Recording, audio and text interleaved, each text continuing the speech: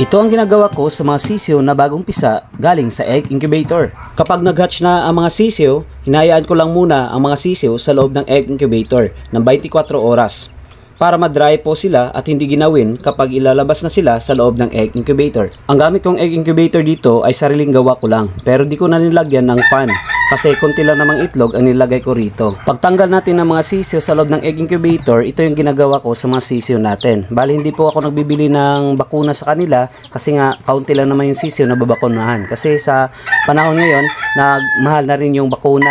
Di po tulad dati na mura pa yung bakuna. Kasi dati yung bakuna na Beyond B1 ay nasa 120 lang. Pero ngayon, nasa 400 na siya at meron na yung plus IB. Kung sakaling bibili tayo ng 400 na yon, so ito lang naman yung mga manok natin, kaunti lang. So lugi rin tayo at hindi na kasi magagamit pa ulit yung bakuna kapag nabuksan na. So ito na lang yung ginagawa ko guys.